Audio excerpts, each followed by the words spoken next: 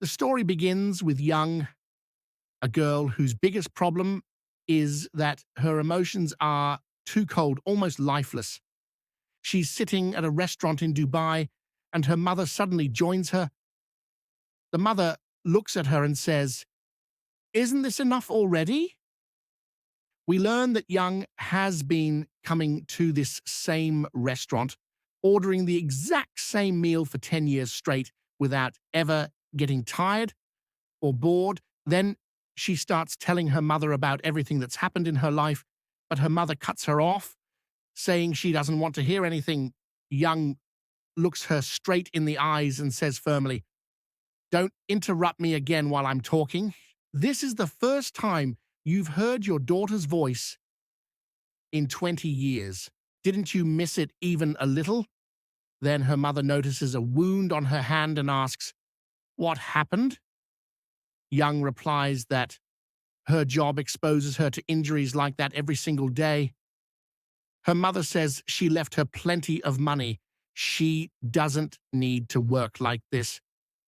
Young responds coldly, "I'll pretend I didn't hear that last sentence because Grandma taught me to be kind, something you never even tried to teach me." We then see a flashback. Young's mother years ago leaving her with her grandmother and a bag of money. The grandmother was furious and shouted, "What kind of mother abandons her daughter just because life is hard?" Later, the grandmother receives a call from Young's school.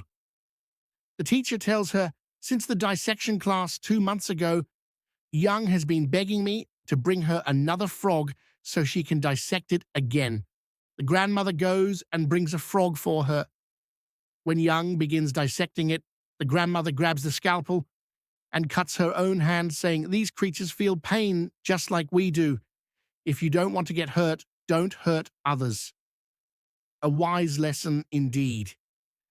10 out of 10, and honestly, I'd give her 100 out of 10 if you remember to like this video and subscribe to the channel. Anyway, back to the story. At that moment, our girl Young suddenly snaps and starts choking her grandmother, but her grandmother fights back, refusing to give in. The struggle becomes a strange lesson in emotion because Young suffers from an emotional disorder, almost like she's incapable of feeling anything at all. Her grandmother tells her, "These are our rules, the ones we'll live by." Young narrates, "If it weren't for Grandma's rules that I've tried to follow since childhood, you'd probably be listed in the obituaries by now, and don't worry, you'll never see me again. Goodbye, Mother." She leaves and returns to her hotel. Later, she joins a desert trip with a tourist group. Suddenly, a sandstorm hits. The guide tells them, "This happens because a genie performs his dance every 1,000 years. You're lucky to witness it." Young stares blankly and mutters, "Poor thing, it's supposed to be a duet dance, but he's doing it alone. Guess this genie is even more miserable than I am." Of course, she says it completely emotionless. Don't think she actually felt sorry for the genie.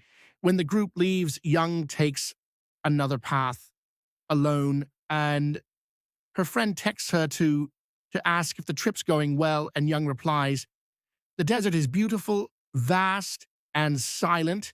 Perfect conditions to plant a cactus and bury myself next to it."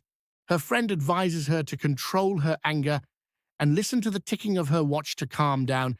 Young actually tries that, but then she trips over something and falls face first into the sand. That something turns out to be a lamp. She starts angrily hitting it with all her might, imagining it's her mother, releasing all the rage she's held inside. When she finally calms down, she realizes it's just a lamp. She picks it up, turns it around, and suddenly a genie appears. But remember, our girl Young doesn't do reactions. She does actions. No fear, no shock. She just says bluntly, "Who are you? Speak fast before I finish you off." The genie sits proudly, chested out, and replies with grandeur, "I am the devil himself, but people like to call me Genie." She doesn't care and walks away completely unimpressed. The genie follows her, shouting, "Wait, you're the girl I've been searching for 1,000 years." But she keeps walking as if he doesn't exist while he stumbles after her, tripping over his long hair, and that's how Young's bizarre journey begins. As soon as she entered the room, she found him there, his long hair scattered everywhere, literally covering the entire place. He looked at her and said dramatically, "1,000 years, huh?" She replied dryly. "So your hair managed to keep growing all these 1,000 years, but your beard didn't notice. That doesn't make any sense." He frowned and muttered, "What's this embarrassment?" Anyway, let's not get into details. Then he started telling her his story. He said he'd been cursed because of her 1,000 years ago. From that day, he'd been trapped inside the lamp. Every time someone found the lamp, they got 3 wishes and he would grant them.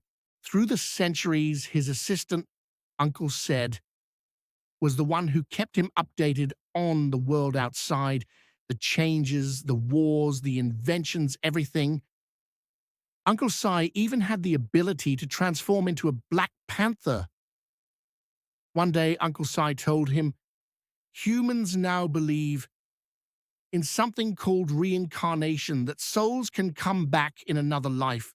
The genie scoffed. "What nonsense." But from that day on, he made a vow. He would wait for